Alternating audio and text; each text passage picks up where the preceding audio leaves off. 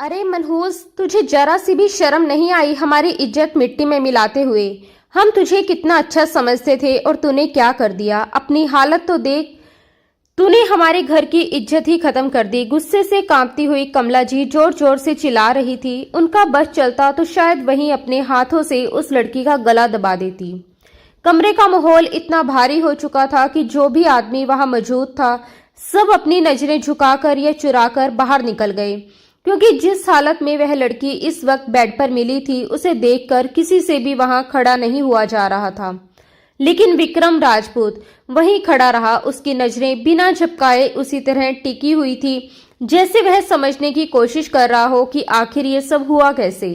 लड़की की हालत बेहद कमजोर थी। वह घबराई हुई थी। उसके चेहरे पर डर साफ दिखाई दे रहा था। कांपती हुई आवाज में उसने कहा, मैंने कुछ भी नहीं किया। मुझे सच में कुछ नहीं पता कि मैं यहाँ कैसे आ गई।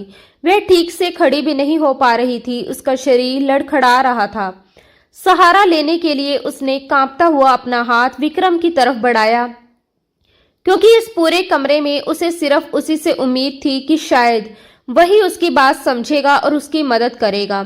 लेकिन इससे पहले कि वह कुछ और बोल पाती, तभी अचानक कमला जी ने गुस्से में आकर उसके मुंह पर जोरदार थप्पड़ मार दिया। थप्पड़ की आवाज पूरे कमरे में गूंज उठी। कमला जी गुस्से से भरी हुई बोली, पता नहीं मुझे क्यों ऐसा ख्याल आया कि तुम्हें अपनी बहू बनाऊं। मैंने तुम पर भरोसा ही क्यों किया। जरूर तूने ही कोई जादू टोना करके मुझे अपने बस में कर लिया होगा, तभी मैं तुझ पर यकीन कर बैठी। लोग तो पहले से ही मुझे समझा रहे थे कि इस लड़की से दूर रहो। सब कहते थे कि इसकी माँ का भी चरित्र ठीक नहीं था। वह अपने पति और बच्चों को छोड़कर अपने किसी आशिक के साथ भाग गई थी। सब यही कहते थे कि ये लड़की भी अपनी माँ की तरह ही निकलेगी। उन्होंने मुझे बार बार समझाया कि इसे अपनी बहू मत बनाओ, वरना एक दिन पछताना पड़ेगा। लोग कहते थे कि खून का असर जरूर दिखाई देता है।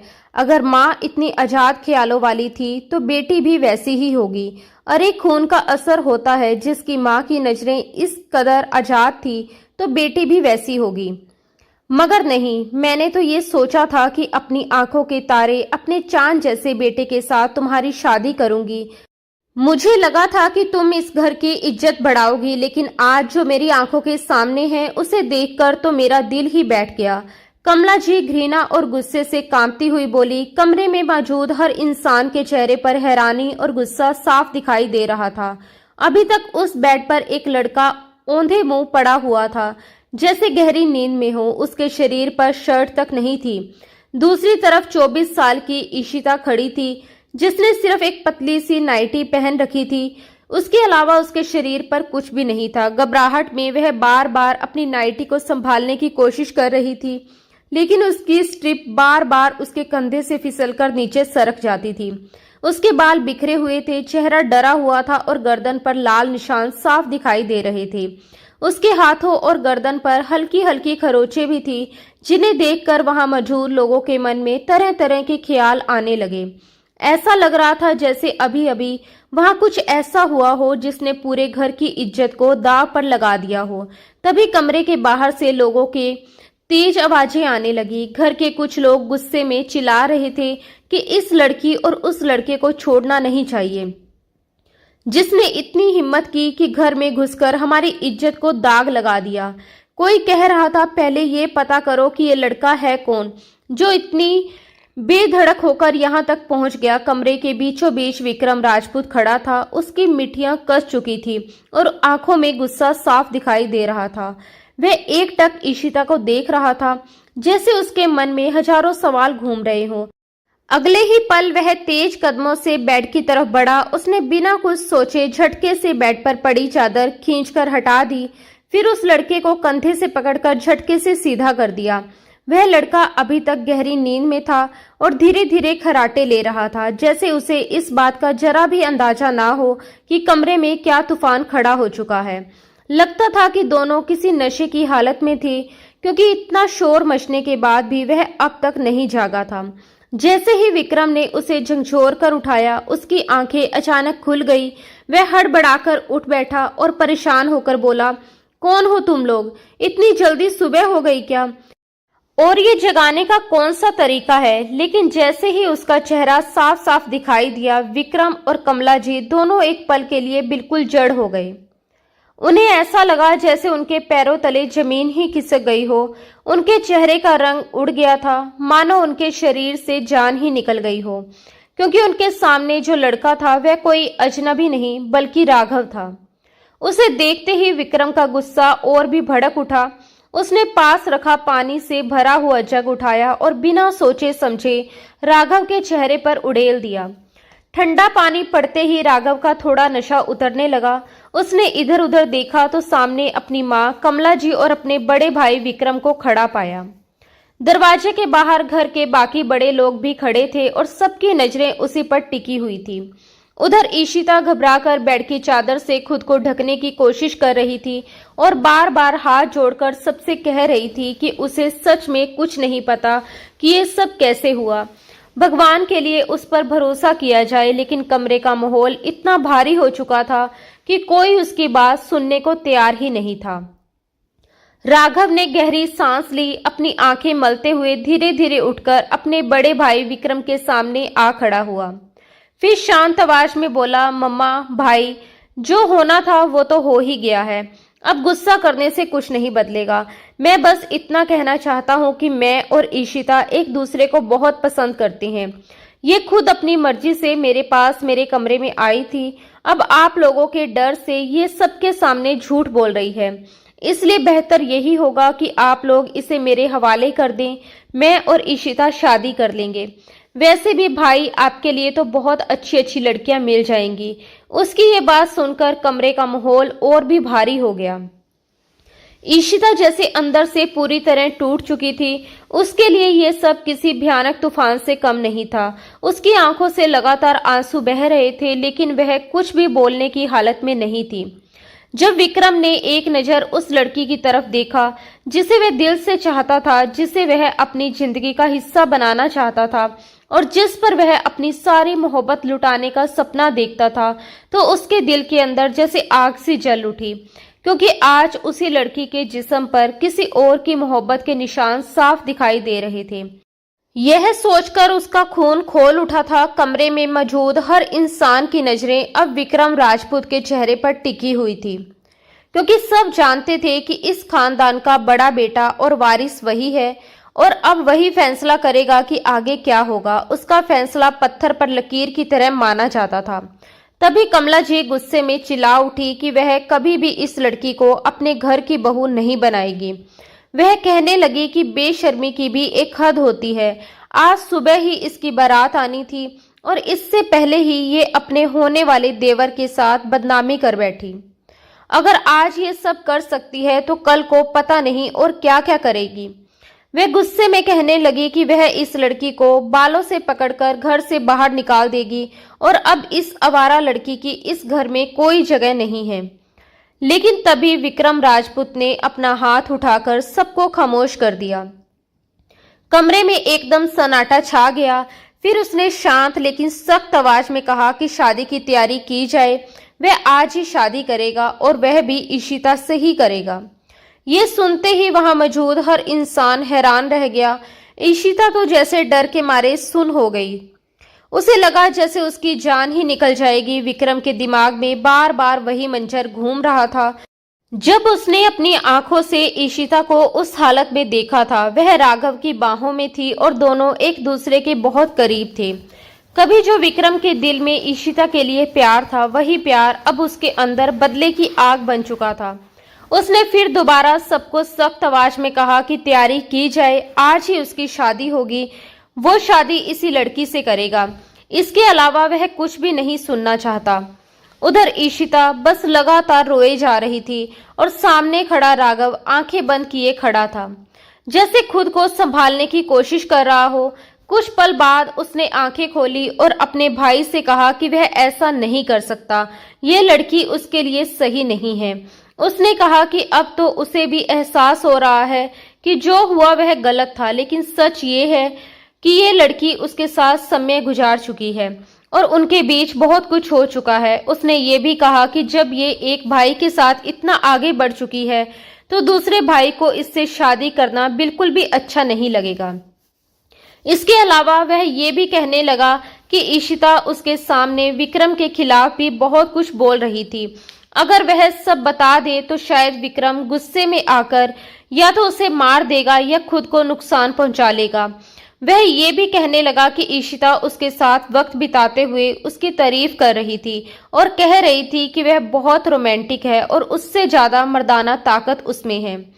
लेकिन इससे पहले कि वह अपनी बात पूरी कर पाता, विक्रम का जोरदार थप्पड़ उसके चेहरे पर पड़ चुका था। गुस्से से भरे विक्रम ने दहाड़ते हुए कहा कि वह तुरंत चुप हो जाए और अब कभी उसके सामने आने की हिम्मत ना करे, वरना वह उसकी जान ले लेगा। इतना कहकर वह वहां से चला गया। कमला जी तो पहले से ही ईशिता से नफरत करती थी और अब ये सब देखने के बाद उनकी नफरत और भी बढ़ चुकी थी। थोड़ी ही देर में घर में शादी की तैयारियां फिर से शुरू हो गई और मेहमान भी आने लगे। पिछली रात मेहंदी का कार्यक्रम भी बहुत अच्छे से हुआ था। इस समय विक्रम अपने कमरे में बैठा हुआ था और अपने हाथों में पकड़ी गन को बार बार घुमा रहा था। उसके दिमाग में बस एक ही सवाल घूम रहा था कि आखिर उसके साथ ऐसा क्यों हुआ। उसने तो कभी सोचा भी नहीं था कि जिस लड़की से वह सच्ची मोहब्बत करता है वही उसे इस तरह धोखा देगी। वह तो उसे जमीन से उठाकर आसमान पर बिठाने का सपना देख रहा था, लेकिन आज वही लड़की उसके अपने भाई के साथ इस तरह मिली और ये सोचकर उसका दिल टूट चुका था। उसे लग रहा था कि दोनों ने मिलकर उसे धोखा दिया है। ईशिता कुछ साल पहले उनके घर के पड़ोस में रहने आई थी। उसका घर विक्रम के घर के बिल्कुल पास ही था।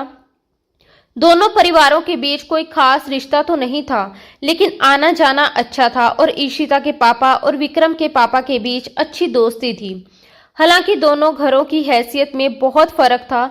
विक्रम राजपूत का परिवार बहुत अमीर था, जबकि ईशिता के पापा एक छोटी सी फैक्ट्री में नौकरी करते थे।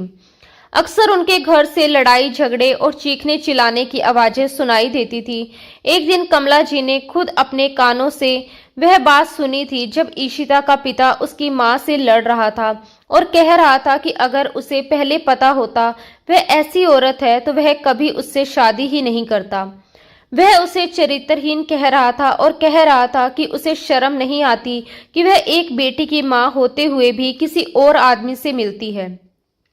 इस पर ईशिता की मां गुस्से में चिल्लाकर कह रही थी कि उसे किसी की परवाह नहीं है, क्योंकि उसका पति उसे कुछ भी अच्छा नहीं दे सकता। वह कह रही थी कि उसकी कमाई से मुश्किल से घर चलता है और वह अपनी पूरी जिंदगी ऐसी गरीबी में नहीं बिताना चाहती। उसे अच्छा खाना और अच्छा पहनना चाहिए और वह उसके साथ और उसकी बेटी के साथ ऐसी जिंदगी नहीं जी सकती। कमला जी ने जब ये सब सुना तो वह हैरान रह गई थी और उसके बाद ये बात पूरे मोहल्ले में फैल गई थी। कुछ ही दिनों बाद ईशिता की मां अपने आशिक के साथ घर छोड़कर भाग गई थी। ये सदमा इतना बड़ा था कि ईशिता का बाप भी धीरे धीरे टूट गया और आखिरकार चारपाई पकड़कर रह गया। वक्त गुजरता गया और ईशिता धीरे धीरे बड़ी होने लगी। जब वह जवानी की दहलीज पर पहुंचने लगी तो कमला जी अक्सर अपने दोनों बेटों विक्रम और राघव को सख्त लहजे में समझाती थी कि खबरदार, अगर तुम दोनों ने उस लड़की के साथ दोबारा खेलना या ज्यादा घुलना मिलना शुरू किया, क्योंकि उसकी माँ जैसी थी वैसी ही बेटी भी होगी। माँ की यही बातें धीरे धीरे राघव के दिमाग में जहर की तरह भरने लगी और उसे ईशिता से नफरत होने लगी। तभी एक वक्त ऐसा भी आया जब ईशिता सिर्फ 14-15 साल की ही थी। उसके पिता का भी देहांत हो गया, वह बिल्कुल अकेली रह गई। तब विक्रम के पापा उसे अपने घर ले आए और सबके सामने कह दिया कि आज से ये लड़की इसी घर में रहेगी। ये बात कमला जी को बिल्कुल पसंद नहीं आई, मगर विक्रम के पापा के फैसले के आगे किसी की नहीं चली। शुरू के कुछ दिन तो ईशिता डर के मारे अपने कमरे में ही बंद रही, लेकिन उसके बाद कमला जी ने उससे घर के सारे काम करवाने शुरू कर दिए। उन्होंने राघव से भी साफ कह दिया कि ये लड़की इस घर की नौकरानी है, इसलिए इसे नौकरानी समझकर ही काम करवाओ, अपना होमवर्क करवाओ या जो मन करे करवाओ, लेकिन कभी भी इसे दोस्त या बहन समझने की गलती मत करना। विक्रम का स्वभाव अलग था, जबकि राघव अपनी माँ की तरह ही सोच रखने लगा था। माँ की बातों का असर उस पर इतना हुआ कि उसने ईशिता के साथ बहुत बुरा व्यवहार करना शुरू कर दिया। वह जानबूझकर अपना होमवर्क करते करते कॉपी फाड़ देता और फिर ईशिता पर इल्जाम लगा देता कि उसने उसका होमवर्क खराब कर दिया है। मजबूर होकर ईशिता को सारी सारी रात जाकर उसका होमवर्क पूरा करना पड़ता था। शुरुआत में विक्रम ने इन बातों पर ज्यादा ध्यान नहीं दिया, लेकिन एक दिन जब वह कॉलेज से वापस घर आया तो तेज बारिश हो रही थी। घर के पीछे की तरफ से उसे सिसकियों की आवाज सुनाई दी। जब वह वहां गया तो उसने देखा कि ईशिता बारिश में खड़ी रो रही थी। सर्दियों की ठंडी बारिश में उसका पूरा शरीर कांप रहा था, मगर वह मजबूरी में वहीं खड़ी थी और सामने दरवाजे की तरफ देख रही थी। जब विक्रम ने आगे बढ़कर देखा तो अंदर कमरे में राघव हीटर के सामने बैठा था और उसने ईशिता को सजा के तौर पर बारिश में खड़ा कर रखा था। वह कह रहा था कि अगर वह चाहती है वह उस पर चोरी का इल्जाम लगाकर उसे घर से ना निकलवाए तो उसे 1 घंटा बारिश में खड़े रहना होगा। ये सब देखकर विक्रम का गुस्सा फूट पड़ा। वह अंदर गया और राघव को जोरदार थप्पड़ मार दिया। दोनों भाइयों के बीच हाथापाई तक शुरू हो गई।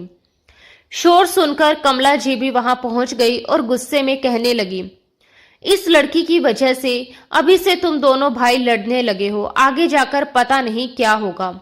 उन्होंने ताने मारते हुए कहा कि उनके पति ने तो जैसे घर को अनाथ आश्रम बना दिया है। जिसके माँ बाप मर जाएं, उसके बच्चों को उठाकर घर ले आते हैं और उनके सर पर डाल देते हैं। लेकिन विक्रम ने माँ की बातों पर ध्यान नहीं दिया। वह गुस्से से राघव को घूरते हुए बाहर आया और ईशिता का हाथ पकड़कर उसे अंदर ले गया। फिर उसने खुद तौलिया लेकर उसके बाल सुखाए, उसके शरीर से पानी साफ किया और नौकरानी से कहकर उसके लिए गर्म कपड़े मंगवाए। उस रात ठंड लगने से ईशिता को तेज बुखार हो गया था और विक्रम पूरी रात उसके सिरहाने बैठा रहा। ये सब देखकर राघव को बहुत बुरा लगा। उसने गुस्से में कहा कि भाई, आप मेरे ऊपर उस मामूली लड़की को अहमियत दे रहे हैं जिसकी इस घर में कोई हैसियत ही नहीं है। ये सुनकर विक्रम ने उसे सख्त लहजे में चेतावनी दी कि अगर उसने दोबारा ईशिता के साथ बुरा व्यवहार किया तो वह उसे बिल्कुल बर्दाश्त नहीं करेगा। बचपन से ही दोनों भाइयों के बीच नफरत बढ़ती चली गई थी, लेकिन समय के साथ जब विक्रम बड़ा हुआ तो उसके दिल में प्यार की भावनाएं जागने लगी। तो सबसे पहले जिस लड़की ने उसे अपनी तरफ खींचा वह ईशिता ही थी। वह बहुत सीधी, शांत और मासूम लड़की थी जो हर वक्त नजरें झुकाकर अपने काम में लगी रहती थी। जब भी विक्रम घर आता तो वह या तो किचन में काम करती मिलती या फिर कमला जी के पैर दबाती दिखाई देती। अब वह पूरी तरह जवान हो चुकी थी। उसकी सादगी और खूबसूरती खुद ब खुद विक्रम का ध्यान अपनी तरफ खींचने लगी थी। घर में अगर ईशिता किसी को अपना मानती थी तो वह सिर्फ विक्रम राजपूत ही था। विक्रम का ख्याल रखना और उसका साथ देना देखकर ईशिता का दिल भी धीरे धीरे उसी की तरफ झुकने लगा था। एक दिन ईशिता विक्रम के कमरे की सफाई करने गई।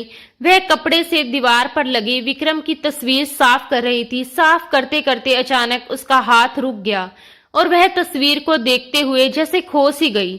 वह हल्की सी मुस्कुराते हुए विक्रम के चेहरे को देखने लगी और उंगलियों से तस्वीर पर उसके चेहरे को छूकर जैसे महसूस करने लगी। तभी अचानक किसी ने उसके कंधे पर हाथ रख दिया। ईशिता बुरी तरह घबरा गई। उसे लगा शायद विक्रम आ गया है, लेकिन जैसे ही वह पलटकर देखती है तो सामने मुंह में सिगरेट दबाए राघव खड़ा उसे घूर रहा होता है। वह भौहें उठाकर ताना मारते हुए कहता है, अच्छा तो यहाँ मेरे भाई का दिल लगाया जा रहा है। जो तुम कह रही हो उसका क्या मतलब समझूं मैं? मेरे भाई की तस्वीर को इस तरह देखने का क्या मकसद है तुम्हारा? कहीं तुम इस घर की मालकिन बनने के सपने तो नहीं देख रही? ईशिता डर कर तुरंत पीछे हट गई और बोली कि ऐसी बात मत कहिए, मैं तो बस तस्वीर साफ कर रही थी और वैसे भी आपके बड़े भाई बहुत अच्छे इंसान हैं, आपकी तरह बुरे नहीं हैं। मुझे वो अच्छे लगते हैं इसलिए उनकी तस्वीर देख रही थी। इतना कहकर वह वहां से जाने लगी, लेकिन राघव ने उसका हाथ पकड़कर उसे दीवार से लगा दिया और गुस्से में बोला कि तुम्हारी आंखों में मुझे कुछ और ही नजर आ रहा है। खबरदार अगर तुमने मेरे भाई के करीब आने की कोशिश भी की। तुम्हारी वजह से मुझे कई बार अपने भाई से डांट और मार खानी पड़ी है और आज भी वह मुझे शक की नजर से देखते हैं। ये सब सिर्फ तुम्हारी वजह से हुआ है और मैं तुमसे इतनी नफरत करता हूँ कि मौका मिले तो तुम्हें जान से मार दूं। इशिता डर के मारे कांपने लगी। तभी बाहर से किसी के आने की आहट सुनाई दी। विक्रम अपने कमरे की तरफ आ रहा था। राघव तुरंत उससे दूर हट गया और होठों की तरफ इशारा करके उसे चुप रहने को कहा। थोड़ी देर बाद विक्रम कमरे में आया। उसने देखा कि राघव बेड पर बैठा है और इशिता कांपते हुए फर्नीचर साफ कर रही है। विक्रम ने दोनों की तरफ देखा और मुस्कुराकर राघव से पूछा कि तुम आज मेरे कमरे में क्या कर रहे हो। राघव बोला कि भाई, मैं तो आपके स्टडी रूम से कुछ किताबें लेने आया था। यहाँ आया तो देखा कि यह आपका कमरा साफ कर रही है, तो मैं यहीं बैठ गया और इसे बता रहा था कि कमरे की सफाई अच्छे से करनी चाहिए क्योंकि आपको साफ सुथरी चीजें पसंद है। राघव की बात सुनकर विक्रम ने एक नजर इशिता की तरफ देखा जो घबराकर सोफा साफ कर रही थी। उसने राघव को कुछ नहीं कहा लेकिन इशिता से बोला कि तुम हर वक्त कुछ न कुछ काम करती ही रहती हो। छोड़ो ये सब, मैं जब भी घर आता हूँ तुम्हें काम करते हुए ही देखता हूँ। आज मेरा मन है कि हम बाहर घूमने चलें। जल्दी से तैयार हो जाओ, आज हम लॉन्ग ड्राइव पर जाएंगे। ये सुनकर इशिता हैरान रह गई क्योंकि उसने ऐसा सोचा भी नहीं था। वहीं राघव भी चौंक गया और बोला, ये क्या बात हुई भाई? क्या आपने घर में काम करने वालों को घुमाने ले जाने का कोई नया नियम शुरू किया है? अगर ऐसा है तो घर में 3 नौकर और भी हैं, क्या उन्हें भी अपने साथ घुमाने ले जाएंगे? ये सुनकर विक्रम के माथे पर गुस्से की लकीरें उभर आई। उसने सख्त आवाज में कहा कि चुप रहो, ये कोई नौकरानी नहीं है, ये हमारी दोस्त है। अगर ये घर का काम करती है तो इसका मतलब ये नहीं कि ये नौकरानी है। घर का काम करने से कोई छोटा नहीं हो जाता। ये इस घर को अपना घर समझकर काम करती है। इतना कहकर विक्रम ने इशिता का हाथ पकड़ा और उसे उसके कमरे में ले गया और कहा कि जल्दी से तैयार हो जाओ। करीब 15 मिनट बाद जब इशिता तैयार होकर बाहर आई तो बहुत सुंदर लग रही थी। विक्रम उसे अपने साथ बाहर घूमने ले गया। उधर राघव सीधा अपनी माँ कमला जी के पास पहुंच गया। उनके कान भरने लगा। वह बोला कि मम्मा, आपने देखा अपने बेटे के हाल? वह इस घर की नौकरानी को घुमाने ले गया है। मैं आपको पहले ही बता रहा हूं कि इस लड़की का चाल चलन ठीक नहीं है। यह अपनी माँ की तरह ही निकलेगी। मुझे डर है कि कहीं एक दिन भाई इससे शादी ही ना कर ले। आप तो जानती हैं कि इस घर में भाई का ही फैसला चलता है। पता नहीं उनके मन में क्या चल रहा है। राघव की बातें सुनकर कमला जी भी सोच में पड़ गई और उन्हें भी चिंता होने लगी। विक्रम और इशिता उस दिन लॉन्ग ड्राइव पर गए थे। बहुत समय बाद इशिता घर से बाहर निकली थी, इसलिए वह बहुत खुश थी। उसके चेहरे पर खुशी साफ दिखाई दे रही थी। उसे खुश देखकर विक्रम को भी सुकून मिल रहा था। वह रास्ते के खूबसूरत नजारे देख रही थी। तभी विक्रम ने धीरे से उसका हाथ पकड़ लिया और उसे अपने होठों के पास ले जाने लगा। ये देखकर इशिता घबरा गई और तुरंत हाथ पीछे खींचते हुए बोली, आप ये क्या कर रही हैं? तब विक्रम मुस्कुराकर बोला कि मैं तुमसे अपने दिल की बात कह रहा हूँ। मैं तुमसे बहुत प्यार करता हूँ और चाहता हूँ कि तुम भी मेरे प्यार को स्वीकार कर लो। यह सुनकर इशिता एक पल के लिए हैरान रह गई। वह एक ऐसी लड़की थी जिसे बचपन से ही ताने और ठुकराहट मिली थी और आज इतना अमीर और अच्छा लड़का उससे प्यार का इजहार कर रहा था। उसे विक्रम अच्छा तो लगता था लेकिन उसे डर था कि कहीं वह भी उसे इस्तेमाल करके छोड़ ना दे। डरते हुए उसने अपना हाथ छुड़ाया और बोली, मैं ऐसी लड़की नहीं हूँ। मेरे पास रहने के लिए कोई जगह नहीं है, इसलिए आपके घर में रह रही हूँ। कृपया मेरे साथ गलत मत कीजिए। अगर आपके मन में मेरे लिए कोई गलत सोच है तो उसे निकाल दीजिए। आपको अपनी हैसियत की बहुत सी लड़कियां मिल जाएंगी लेकिन मेरे पास मेरी इज्जत के अलावा कुछ भी नहीं है। ये सुनकर विक्रम को बहुत हैरानी हुई। उसने तुरंत गाड़ी रोक दी और गुस्से में बोला कि क्या मैं तुम्हें ऐसा इंसान लगता हूँ? मैं तुमसे शादी करना चाहता हूँ और तुम मेरे प्यार को गलत समझ रही हो। इशिता अपनी बात पर शर्मिंदा हो गई और बोली कि आप मुझसे शादी करना चाहते हैं लेकिन आपकी माँ कभी नहीं मानेगी और आपकी दुनिया में तो बहुत अमीर और खूबसूरत लड़कियां हैं, फिर आप मुझसे ही क्यों शादी करना चाहते हैं? तब विक्रम ने कहा कि मुझे तुम पसंद हो। तुम जैसी सच्ची और मासूम लड़की चाहिए मुझे, और जहां तक मेरी माँ की बात है तो मैं उन्हें मना लूंगा। उस दिन जब दोनों घर लौटे तो विक्रम का व्यवहार बदला हुआ था। कमला जी कुछ कहती उससे पहले ही विक्रम ने साफ कह दिया कि वह ईशिता से शादी करना चाहता है और आज के बाद उससे घर का कोई काम नहीं करवाया जाएगा, क्योंकि वह इस घर की होने वाली बहू है। ये सुनकर उसके माता पिता दोनों हैरान रह गए। विक्रम के पापा को ईशिता अच्छी लड़की लगती थी, लेकिन उन्होंने कभी उसे अपनी बहू बनाने के बारे में नहीं सोचा था। उधर राघव भी गुस्से से भर गया। जब विक्रम अपने माता पिता से बात कर रहा था तब राघव गुस्से में ईशिता के कमरे में गया और उसे पकड़कर दीवार से लगा दिया। वह बोला कि मैंने तुम्हें पहले ही कहा था कि मेरे भाई से दूर रहो, लेकिन तुम नहीं मानी। तुम्हें लगता है कि तुम इस घर की बहू बनकर राज करोगी, लेकिन मैं ऐसा कभी नहीं होने दूंगा। मैं तुम्हें इस तरह बर्बाद करूंगा कि तुम सोच भी नहीं सकती। ये सुनकर ईशिता डर गई, लेकिन हिम्मत करके बोली कि वह सब विक्रम को बता देगी, क्योंकि विक्रम उससे प्यार करते हैं और अगर उन्हें पता चला कि वह उनकी होने वाली पत्नी को धमका रहा है तो वह उसे छोड़ेंगे नहीं। ये सुनकर राघव हैरान रह गया और वहां से चला गया। अगले दिन कमला जी और राघव ने एक योजना बनाई। कमला जी ने ऊपर से विक्रम की बात मान ली और कहा कि वह ईशिता को बहू बनाने के लिए तैयार है, लेकिन अगर उसने कभी कोई गलती की या अपनी माँ की तरह व्यवहार किया तो वह उसे बर्दाश्त नहीं करेंगी। शादी की तैयारियां शुरू हो गई और मेहंदी का कार्यक्रम रखा गया, जिसमें पूरे परिवार को बुलाया गया। जब कमला जी के रिश्तेदारों ने ईशिता को दुल्हन के रूप में देखा तो कई लोगों ने ताने भी दिए कि इतने अमीर और अच्छे परिवार में ये नौकरानी बहू बन रही है।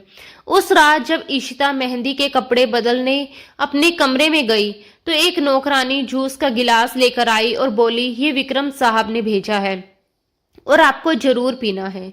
ईशिता ने जूस टेबल पर रख दिया और अपने कपड़े बदलने चली गई। जब वापस आई तो उसे बहुत प्यास लगी हुई थी और विक्रम का नाम सुनकर उसके चेहरे पर मुस्कान आ गई। उसने सोचा कि विक्रम उसका कितना ख्याल रखते हैं। उसने मुस्कुराते हुए पूरा जूस पी लिया, लेकिन कुछ देर बाद उसे चक्कर आने लगे।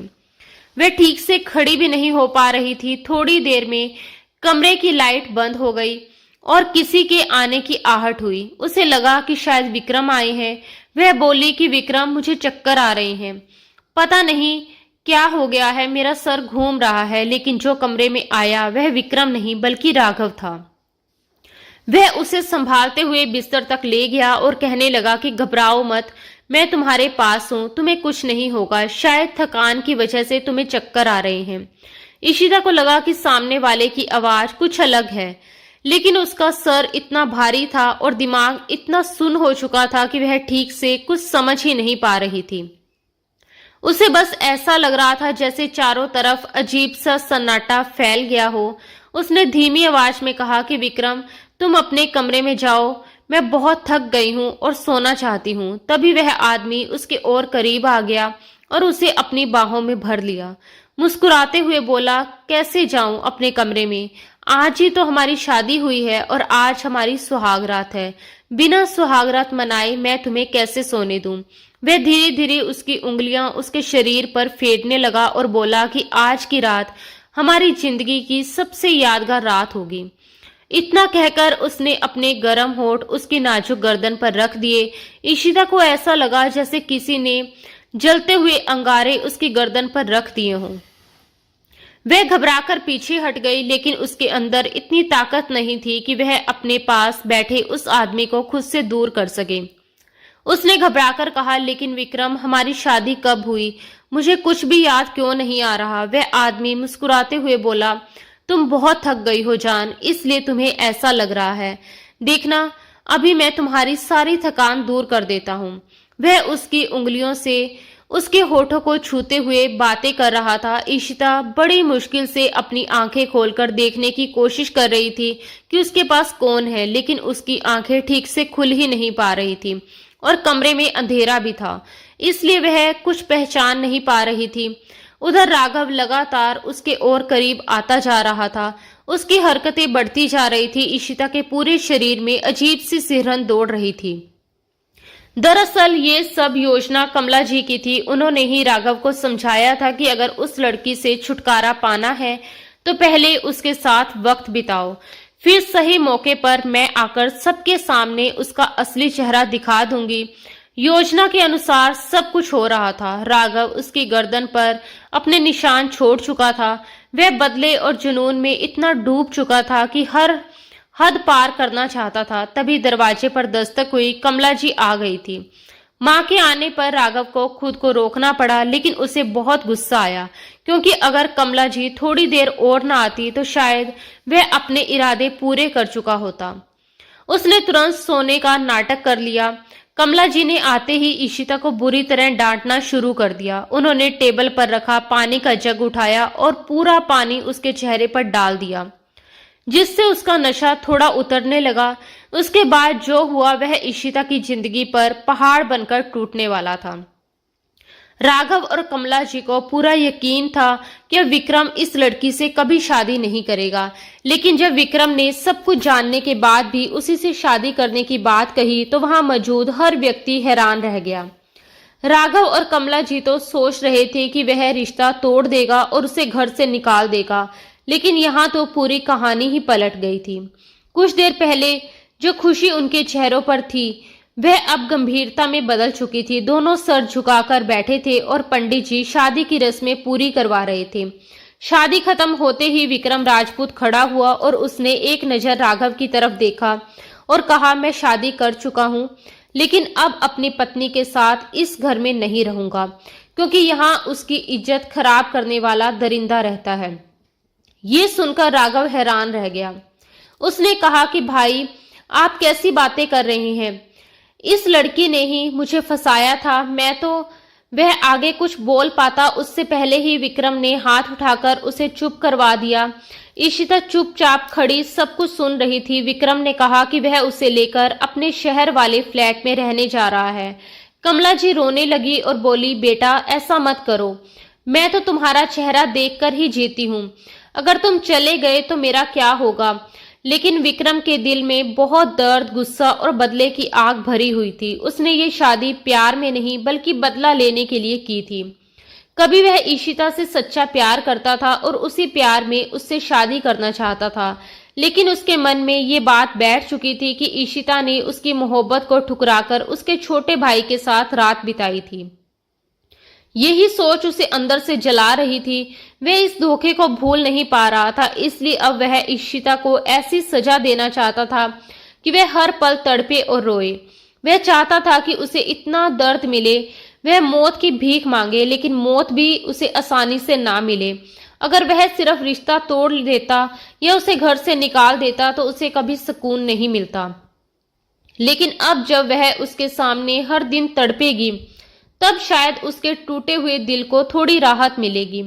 उसने तो उससे सच्चा प्यार किया था, लेकिन ईशिता ने उसकी मोहब्बत की कदर नहीं की। अगर उसे विक्रम से प्यार नहीं था और राघव पसंद था तो वह पहले ही मना कर सकती थी। वह उसे मजबूर नहीं करता, लेकिन उसकी मोहब्बत स्वीकार करने के बाद उसने उसे धोखा दिया था। यही बात विक्रम को सबसे ज्यादा चुभ रही थी। विक्रम ईशिता को अपने साथ लेकर शहर की ओर निकल गया। पूरे रास्ते ईशिता डरी सहमी सी चुप बैठी रही और बार बार अपने आंसू पोंछती रही। उसके दिल में बहुत सी बातें थी, वह सब कहना चाहती थी, लेकिन जैसे उसकी आवाज गले में ही अटक गई थी। दूसरी तरफ विक्रम के मन में ये बात बैठ चुकी थी कि ईशिता ने उसे धोखा दिया है और वह सिर्फ किसी तरह इस घर के दोनों भाइयों को अपने वश में करना चाहती थी। शहर पहुंचकर विक्रम ने अपने फ्लैट का दरवाजा खोला और अंदर चला गया। ईशिता भी थकी हुई थी और जैसे ही सोफे पर बैठने लगी तभी विक्रम तेजी से उसके पास आया, उसका हाथ पकड़ लिया और गुस्से में बोला कि किसकी इजाजत से बैठ रही हो? क्या मैंने तुम्हें बैठने को कहा? फिर वह ताना मारते हुए बोला, क्या तुम्हें याद है कि मेरी मोहब्बत से पहले लोग तुम्हें कैसी नजरों से देखते थे? ये मैं ही था जिसने तुम्हें इज्जत दी, लेकिन तुम्हें वह इज्जत पसंद नहीं आई। तुमने मुझे धोखा दिया और मेरी मोहब्बत को बदनाम कर दिया। अगर तुम्हें राघव पसंद था या तुम्हारे बीच कुछ था तो पहले ही बता देती, लेकिन अब मैं तुम्हें छोड़ने वाला नहीं हूँ। मैं तुम्हें यहाँ इसलिए लेकर आया हूँ क्योंकि जिस दर्द से मैं तुम्हें गुजरते देखना चाहता हूँ वह वहां घर में रहते हुए नहीं कर सकता था। ये सब सुनकर ईशिता हैरान होकर उसकी तरफ देखने लगी। ईशिता को कहीं न कहीं उम्मीद थी कि शायद विक्रम उस पर भरोसा करेगा और समझ जाएगा कि राघव ने उसे फंसाने की कोशिश की थी, लेकिन अब उसे समझ आ गया था कि ये उसकी सबसे बड़ी गलतफहमी थी। विक्रम भी उसी पर शक कर रहा था और उसने तो बदला लेने के लिए उससे शादी की थी। ये सोचकर उसके आंसू लगातार उसके गालों पर गिरने लगे। वह रोते हुए बोली कि उसे कुछ भी समझ नहीं आ रहा कि यह सब कैसे हुआ। उसे तो राघव से नफरत है, लेकिन क्या विक्रम को भी उस पर भरोसा नहीं है? विक्रम उसे नफरत भरी नजरों से देखते हुए बोला, अब ये मासूम बनने का नाटक बंद करो। मैं तुम्हारे चेहरे के पीछे छिपी असलियत देख चुका हूँ और अब तुम्हारे ड्रामे सहन नहीं करूंगा। वह उसे ताने देते हुए बोला कि तुम्हें अपने पति के अलावा दूसरों के सामने खुद को दिखाने का बहुत शौक है, तो अब मेरे सामने ही सब सच दिखा दो। इतना कहकर उसने हाथ में लाइटर जला दिया और सख्त आवाज में कहा कि जल्दी करो, वरना इस लाइटर से क्या कर सकता हूँ ये तुम समझ सकती हो। ये देखकर ईशिता बुरी तरह घबरा गई। उसके पास कोई रास्ता नहीं बचा। मजबूरी में उसने आंखें बंद की और धीरे धीरे सबसे पहले अपना दुपट्टा उतारकर एक तरफ रख दिया। फिर कांपते हाथों से अपनी फ्रॉक की जिप खोली और उसे कंधों से नीचे सरका दिया। फ्रॉक नीचे गिर गई। वह अब सिर्फ अपने पिंक टॉप और वाइट ट्राउजर में खड़ी थी। उसकी ये खूबसूरती देखकर एक पल के लिए विक्रम भी चुप हो गया। कभी उसने इसी खूबसूरती को प्यार से महसूस करने के सपने देखे थे, लेकिन आज वही दृश्य उसके अंदर गुस्से की आग भड़का रहा था। वह उसे देखता रहा और उसके मन में नफरत और दर्द दोनों बढ़ते जा रहे थे। जब ईशिता अपने कपड़ों के हुक खोलने के लिए पीछे हाथ ले गई तो विक्रम ने अचानक हाथ उठाकर उसे रोक दिया, क्योंकि वह इससे आगे देख नहीं पा रहा था। तभी उसकी नजर ईशिता की सफेद गर्दन पर पड़े लाल निशानों पर गई। उसका गुस्सा और भी बढ़ गया। वह तेजी से उसके पास आया, उसका बाजू जोर से पकड़ लिया और दूसरे हाथ से उसके चेहरे को अपनी मुट्ठी में दबाते हुए बोला कि बहुत मजा आया होगा ना राघव के साथ समय बिताकर, बहुत सुकून मिला होगा। फिर गुस्से में बोला कि क्यों किया तुमने ऐसा, क्यों खुद को उसके हवाले कर दिया? हमारी शादी होने वाली थी। क्या तुम्हें मेरी मर्दानगी पर शक था कि मेरे पास आने से पहले ही तुम किसी और की बाहों में चली गई? विक्रम की बातें सुनकर ईशिता को ऐसा लग रहा था जैसे किसी ने उसके दिल पर पत्थर रख दिए हों। उसकी आंखों से आंसू लगातार बहने लगे। वह चाहकर भी विक्रम को कैसे समझाती कि उसने कुछ भी गलत नहीं किया। वह आज भी उतनी ही साफ और पवित्र है, लेकिन विक्रम के अंदर गुस्सा और शक इतना बढ़ चुका था कि उसे कुछ सुनना ही नहीं था। वह ईशिता का हाथ पकड़कर उसे घसीटते हुए बाथरूम में ले गया और शावर खोलकर उसे पानी के नीचे खड़ा कर दिया। ठंडा पानी जैसे ही उसके शरीर पर गिरा तो वह कांप उठी। विक्रम गुस्से और पागलपन में उससे सवाल पर सवाल किए जा रहा था। वह उसके कंधों को पकड़कर जोर जोर से रगड़ते हुए पूछने लगा कि क्या यहाँ राघव ने तुम्हें छुआ था? फिर उसके गालों को पकड़कर वही सवाल दोहराने लगा। उसके बाद उसके होठों को उंगलियों से छूकर बोला, क्या यहाँ भी उसने हाथ लगाया था? फिर उसकी गर्दन की तरफ इशारा करते हुए बोला कि यही निशान उसने दिए हैं ना? वह जैसे होश खो बैठा था। कभी उसके कंधे, कभी चेहरा, कभी गर्दन पकड़कर बार बार वही सवाल करता जा रहा था। फिर गुस्से में उसकी धड़कनों के पास हाथ रखकर चिल्लाने लगा कि बोलो, यहाँ छुआ था ना उसने? वह उसे खींचकर दीवार से लगा चुका था और शावर का पानी दोनों पर लगातार गिर रहा था। ईशिता बिल्कुल चुप थी। उसकी आंखों से आंसू बह रहे थे और पानी के साथ लगातार नीचे गिरते जा रहे थे। उसे पता था कि वह कुछ भी कहेगी तो विक्रम विश्वास नहीं करेगा, क्योंकि इस समय वह गुस्से और जुनून में अंधा हो चुका था। जब विक्रम ने उसकी कमर को पकड़कर फिर वही सवाल किया और आगे बढ़ने लगा तो ईशिता ने उसे जोर से धक्का दे दिया और रोते हुए बोली कि बस कर दीजिए विक्रम, अब मुझ में और हिम्मत नहीं है ये सब सुनने की। वह बोली कि ऐसी बातें सुनकर वह टूट जाएगी। ये सब उसके लिए जीते जी मर जाने जैसा है। लेकिन विक्रम का गुस्सा शांत नहीं हुआ। वह बोला कि तुम्हें दर्द हो रहा है तो क्या मुझे दर्द नहीं हुआ था जब मैंने तुम्हें राघव के साथ देखा था? वह बार बार उसकी गर्दन पर पड़े निशानों की तरफ इशारा करके कह रहा था। कि ये सब उसी ने किया है, और फिर तुम खुद को पवित्र कहती हो। वह कैसे पागलों की तरह उसे रगड़ रगड़ कर साफ करने की कोशिश कर रहा था, जैसे उसके शरीर से राघव का स्पर्श मिटा देना चाहता हो। उसका ये पागलपन देखकर ईशिता सचमुच डर गई थी। अब उसने बोलना ही बंद कर दिया, क्योंकि उसे विक्रम से डर लगने लगा था। लगभग 1 घंटे तक वह उसे शावर के नीचे खड़ा रखा। ठंड से उसका शरीर कांपने लगा। जैसे जैसे उसकी ताकत खत्म होने लगी, तब विक्रम उसे बाहर ले आया और बेड पर धक्का देकर खुद अलमारी से कपड़े निकालकर ड्रेसिंग रूम में चला गया। ईशिता भी कांप रही थी। उसने जैसे तैसे कपड़े उठाए और बाथरूम में जाकर बदल लिए। जब वह बाहर आई तो उसने देखा कि विक्रम सोफे पर बैठा लगातार शराब पी रहा था और उसकी आंखें गुस्से और नशे से लाल हो चुकी थी। विक्रम का ये रूप देखकर ईशिता के दिल में डर बैठ गया। उसने विक्रम को कभी इस तरह नहीं देखा था। उसी पल उसके दिल में राघव के लिए गहरी नफरत भर गई, क्योंकि ये सब उसी की वजह से हुआ था। अगर वह बीच में ये सब ना करता तो उसकी जिंदगी कितनी अलग होती। उसने अपने जीवन के लिए कितने सपने देखे थे और वे पूरे भी होने वाले थे, लेकिन राघव ने सब कुछ बर्बाद कर दिया।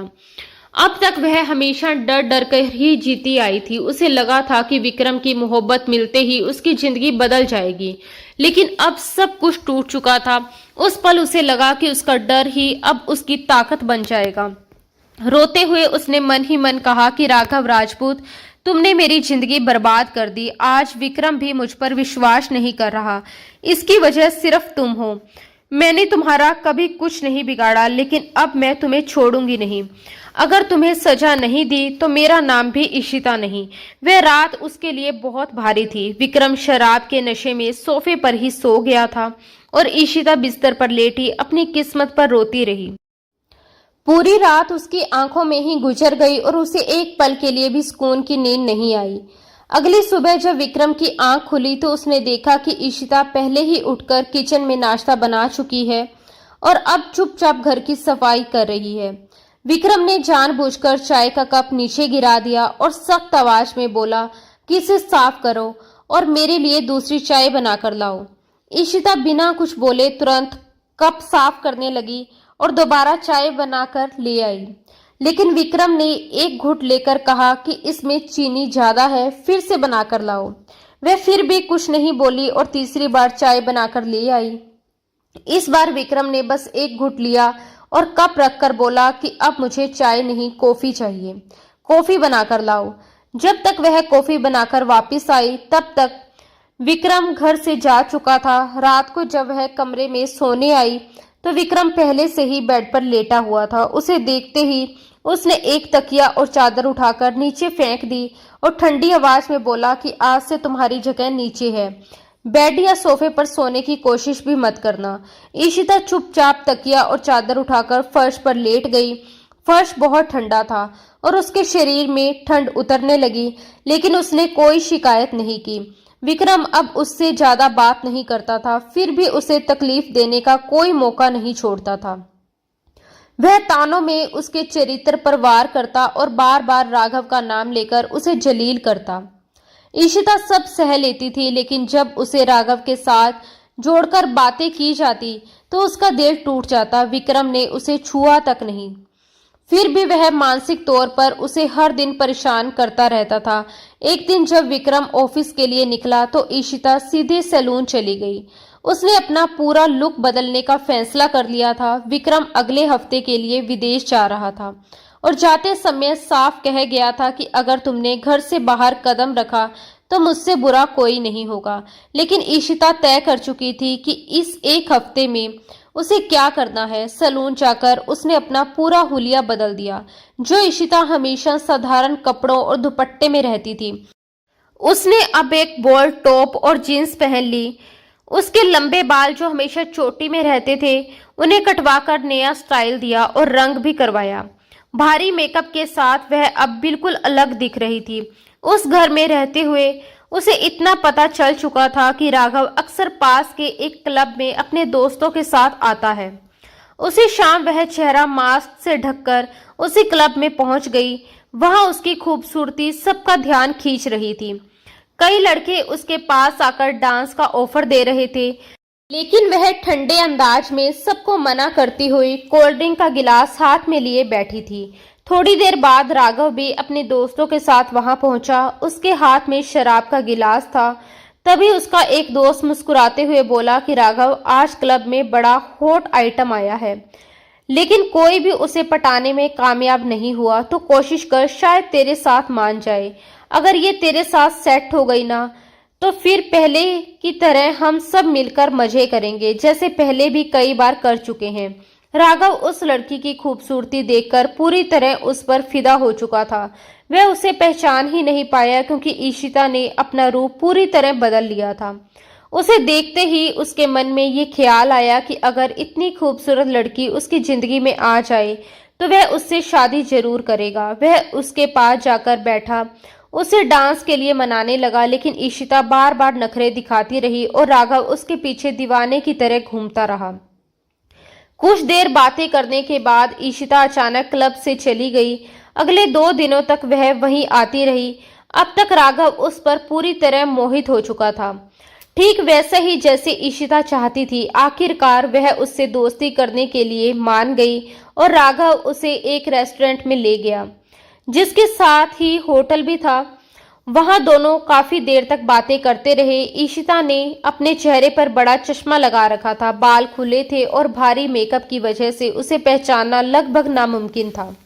थोड़ी देर बाद राघव ने कहा कि अब सीधी बात करता हूँ, तुम मुझे बहुत पसंद आई हो और मैं तुम्हारे बारे में और जानना चाहता हूँ, लेकिन जिस तरह तुम क्लब में आती हो उससे लगता है कि शायद पहले भी तुम्हारी किसी से दोस्ती रही होगी।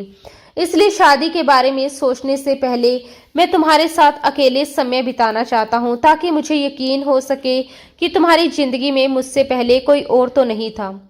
और ये बात बड़ी बेपरवाही से कह रहा था। ईशिता को पहले से अंदाजा था कि वह ऐसे ही बातें करेगा। वह हल्की मुस्कान के साथ बोली कि अगर तुम्हें मेरे बारे में इतना ही जानना है तो खुद देख लो, लेकिन पहले अपने बारे में भी सोचो। जिस तरह तुम इतनी आसानी से एक लड़की से ये सब कह रहे हो, उससे तो लगता है कि तुम पहले भी कई लड़कियों से ऐसे मिल चुके हो। राघव हंस पड़ा और बोला, हम लड़कों को तो ऐसी बातें करने की छूट होती है। मैं तो अपनी जिंदगी की सही लड़की ढूंढने के लिए कई लड़कियों से मिल चुका हूँ, लेकिन कोई भी मुझे वैसी नहीं मिली जैसी मैं चाहता था। अब देखते हैं तुम कैसी हो। ये कहते हुए वह उसे होटल के कमरे की ओर ले जाने लगा, लेकिन ईशिता ने उसे रोकते हुए कहा कि होटल में जाने से बेहतर है कि तुम मेरे फ्लैट पर चलो। क्या पता यहाँ कैमरे लगे हों। अगर हम फ्लैट में जाएंगे तो आराम से बिना किसी परेशानी के ज्यादा देर तक साथ बैठकर बातें कर सकेंगे। ये सुनकर राघव उस लड़की को हैरानी से देखने लगा, क्योंकि जो वह चाहता था वही होने जा रहा था। थोड़ी देर बाद वह उसे उसी फ्लैट में ले आई जहां ईशिता को पहले विक्रम लेकर आया था। इस फ्लैट के बारे में राघव को कुछ भी पता नहीं था। वह पहले कभी यहाँ आया भी नहीं था। ईशिता उसे अंदर ले गई। उसे मालूम था कि आज ही विक्रम भी वापस आने वाला है। उसने अपनी योजना के मुताबिक दोनों के लिए कोल्ड ड्रिंक तैयार की। वह खुद सामान्य ड्रिंक पी रही थी, लेकिन राघव के गिलास में उसने नशा मिला दिया। कुछ देर बाद नशे का असर होने लगा और राघव उसके करीब आने लगा। ईशिता ने पहले ही टेबल पर एक कैमरा रख दिया था। वह उसके सामने बैठकर सामान्य बातें करने लगी और धीरे धीरे उसे उकसाने लगी कि वह बताए कि आज तक कितनी लड़कियों के साथ उसने ऐसा किया है। नशे में डूबा राघव उंगलियों पर गिनते हुए हंसने लगा और बोला कि इसका कोई हिसाब नहीं है, लेकिन एक लड़की के साथ ऐसा करते हुए वह अधूरा रह गया था और उसकी इच्छा पूरी नहीं हो पाई थी। वह बताने लगा कि कैसे वह उस लड़की के बहुत करीब पहुंच गया था, लेकिन सब कुछ होते होते भी वह अपनी चाहत पूरी नहीं कर पाया। ईशिता उसे और बोलने के लिए उकसाती रही। वह नशे में पूरी कहानी बताता गया। उसने बताया कि उनके घर में रहने वाली एक लड़की जो नौकरानी थी, सपने देखती थी कि एक दिन इस घर की मालकिन बनेगी, लेकिन उसने उसे ऐसा सबक सिखाया कि वह जिंदगी भर नहीं भूलेगी। ये सब सुनते हुए ईशिता की आंखों से आंसू निकल आए।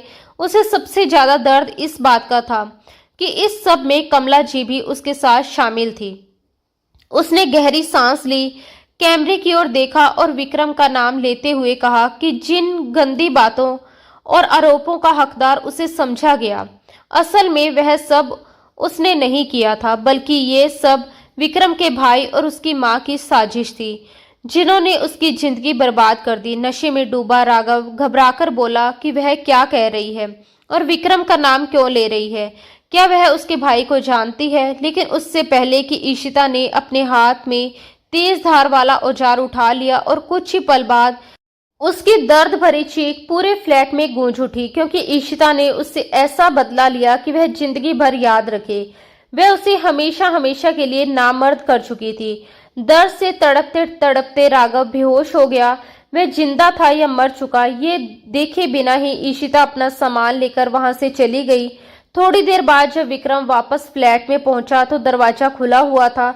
अंदर आते ही उसे फर्श पर खून की बूंदें दिखाई दी। जब उसने सामने सोफे पर राघव को उस हालत में पड़ा देखा तो वह घबरा गया। उसने तुरंत अपने भाई को संभाला, उसे अस्पताल लेकर गया। डॉक्टरों ने इलाज शुरू किया, लेकिन बेहोशी के बीच राघव बार बार चिल्ला रहा था। उसकी ये हालत ईशिता ने की है और उसने उसे बर्बाद कर दिया। विक्रम ने डॉक्टर से कहकर उसे नींद का इंजेक्शन लगवा दिया ताकि वह शांत हो सके, क्योंकि इस समय उसे आराम की सख्त जरूरत थी। जब विक्रम घर लौटा तो उसकी नजर टेबल पर पड़े कैमरे पर पड़ी। घर में ईशिता का कोई सामान नहीं था। उसे कुछ अजीब लगा, इसलिए उसने कैमरा चलाकर वीडियो देखना शुरू किया। तभी कमला जी भी अस्पताल से सीधे वहां आ गई। दोनों साथ बैठकर वो वीडियो देखने लगे।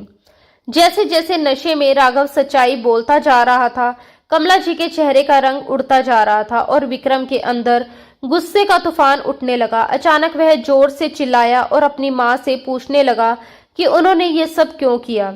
सिर्फ एक लड़की को उसकी नजरों में गिराने के लिए वे लोग इतनी नीचे कैसे गिर गए। वे कहने लगा कि जो कुछ उन्होंने ईशिता के साथ किया लगभग वही उसने भी उसके साथ किया, जबकि वह लड़की इस घर में सिर्फ उसके भरोसे आई थी। उसे अपने ही हाथों से दर्द और अपमान मिला। विक्रम को अपने भाई से ऐसी उम्मीद थी, लेकिन अपनी माँ से बिल्कुल नहीं। कमला जी रोते हुए उससे माफी मांगने लगी। उन्होंने कहा कि नफरत और लालच में आकर उनसे बहुत बड़ी गलती हो गई। उनकी हालत रो रो कर बहुत खराब हो चुकी थी, लेकिन विक्रम के दिल में अपने भाई और माँ के लिए गहरा गुस्सा और नफरत भर चुकी थी। वह दोबारा अस्पताल भी नहीं गया। उधर राघव भी अपने भाई से माफी मांगना चाहता था, मगर विक्रम ने उससे हर रिश्ता तोड़ लिया।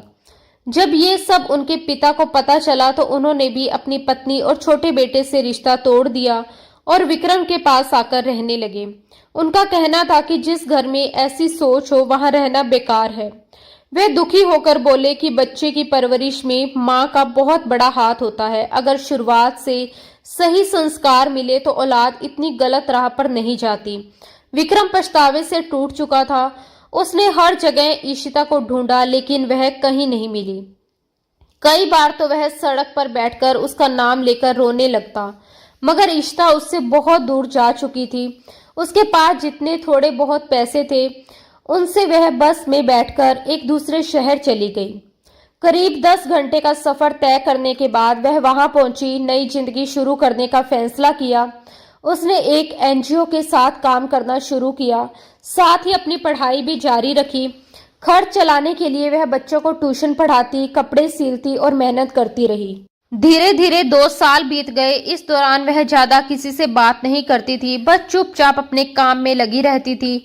उसके बनाए कपड़ों के डिजाइन एक मशहूर ब्रांड को इतने पसंद आए कि उन्होंने उसे अपने साथ काम करने का मौका दे दिया।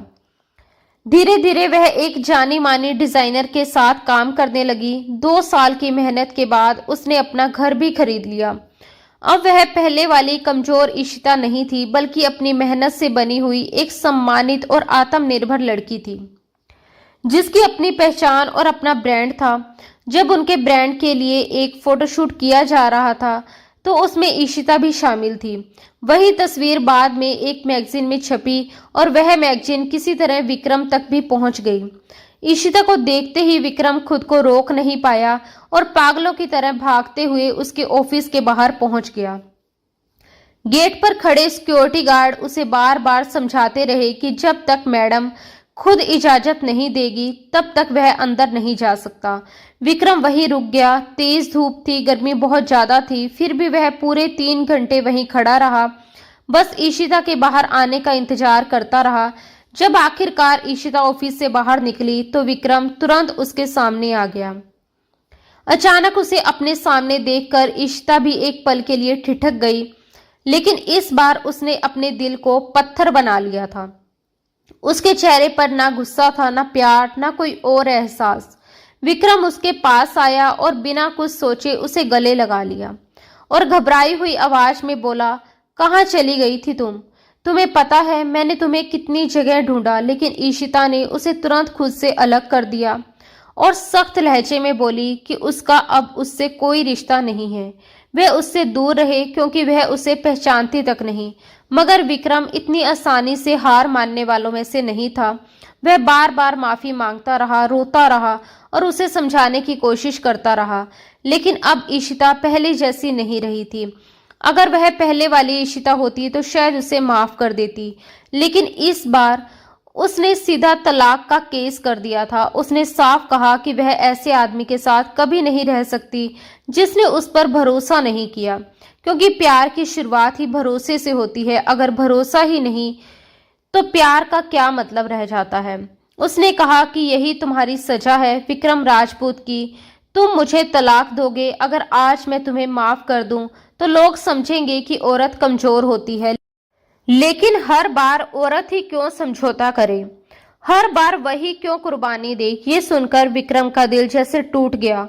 उसने दर्द भरी आवाज में कहा कि वह मानता है कि उससे गलती हुई है, उसने उस पर भरोसा नहीं किया, लेकिन अगर वह खुद उसकी जगह होती तो शायद वही महसूस करती जो उसने किया। उसने कहा कि कोई भी मर्द अगर अपनी पत्नी को किसी दूसरे आदमी की बाहों में देख ले, उसके शरीर पर किसी और के स्पर्श के निशान देख ले, तो क्या वह उस पल सच और झूठ समझने की हालत में रह जाता है? वह बोला कि उन पलों ने उसे अंदर से तोड़ दिया था। वह हर दिन मरता था और कोशिश करता था कि उन यादों को भूल जाए। फिर भी उसने सब कुछ भुलाकर ईशिता से शादी की और उसे उस घर से दूर ले आया, क्योंकि उसे लगा कि वह सब कुछ पीछे छोड़कर उसके साथ नई जिंदगी शुरू कर पाएगा। लेकिन वह अपने दिल और दिमाग से उन बातों को पूरी तरह मिटा नहीं सका और बस यही उसकी सबसे बड़ी गलती बन गई। उसने कहा कि इस गलती के लिए ईशिता जो सजा देना चाहे वह उसे मंजूर है, लेकिन एक बार शांत दिमाग से जरूर सोचे, क्योंकि अगर वह उसे छोड़ देगी तो शायद वह जी नहीं पाएगा। इतना कहकर उसने अपनी जेब से फ्लैट की चाबी निकाली और ईशिता की हथेली पर रख दी और बोला कि उनका घर आज भी उसका इंतजार कर रहा है।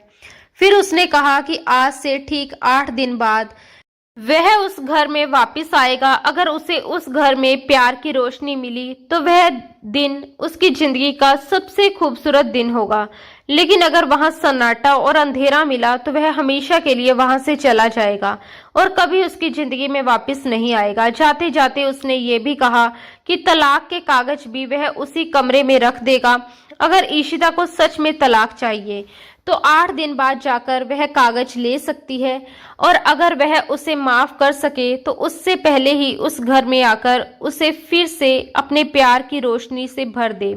अपनी आंखों के आंसू पोंछते हुए विक्रम वहां से चला गया और ईशिता उसी जगह खड़ी रह गई। उसकी मुट्ठी में वह चाबी कसकर दब गई थी और कुछ आंसू चुपचाप उसके गालों पर लुढ़क आए थे। इधर विक्रम घर लौट आया था, लेकिन घर का माहौल पूरी तरह बदल चुका था। उसका एक भाई डिप्रेशन में चला गया और कई बार आधी रात को अचानक उठकर चिल्लाने लगता, कभी दीवारों पर सर मारने लगता, जबकि विक्रम खुद भी बिल्कुल चुप रहने लगा था, जैसे उसकी आवाज ही खो गई हो। कमला जी अपने बेटों की हालत देखकर हर वक्त रोती रहती थी। कई बार वह विक्रम के पास आकर उससे माफी मांगना चाहती थी, उसे समझाने की कोशिश करती, लेकिन विक्रम बस इतना ही कहता कि मम्मा ये सब आपकी ही वजह से हुआ है। अगर आपने शुरुआत में उस मासूम लड़की के साथ इतना बड़ा अन्याय ना किया होता तो शायद आज हमारा घर इस हालत में ना होता। विक्रम हर दिन ईशिता का इंतजार करता था। धीरे धीरे दिन बीतते गए। आज पूरे 5 दिन हो चुके थे। अब उसकी उम्मीद भी टूटने लगी थी। वह खुद से कहता कि शायद इशिता अब कभी वापस नहीं आएगी, और आए भी क्यों। जब वह रोती रही, तड़पती रही, जब मैंने उसका विश्वास नहीं किया, तो अब वह क्यों लौटेगी। कई रातों तक वह सो नहीं पाता, अचानक उठकर बैठ जाता और भगवान से बस यही प्रार्थना करता कि इशिता उसकी जिंदगी में वापस आ जाए। फिर एक दिन जब वह ऑफिस से वापस आया और दरवाजा खोलकर अंदर कदम रखा, तो उसे अचानक एक अजीब सा सुकून महसूस हुआ। पूरे घर में एक जानी पहचानी खुशबू फैली हुई थी और किचन से बर्तनों की हल्की हल्की आवाजें आ रही थी। उसका दिल अनजानी खुशी से तेज धड़कने लगा। वह धीरे धीरे किचन की तरफ बढ़ा। जैसे ही अंदर झांका तो उसके दिल को गहरा सुकून मिल गया। वह दरवाजे से टिककर खड़ा हो गया और उसे बस देखता ही रह गया। इशिता ने दुपट्टा कमर पर बांध रखा था और जल्दी जल्दी खाना बनाने की तैयारी कर रही थी। उसने पीछे मुड़कर उसे देखा और बिल्कुल सामान्य अंदाज में बोली, आप आ गए? जल्दी से फ्रेश हो जाइए, बस खाना लगने ही वाला है। उसकी ये सहज आवाज सुनकर विक्रम की आंखों में खुशी के आंसू चमक उठे।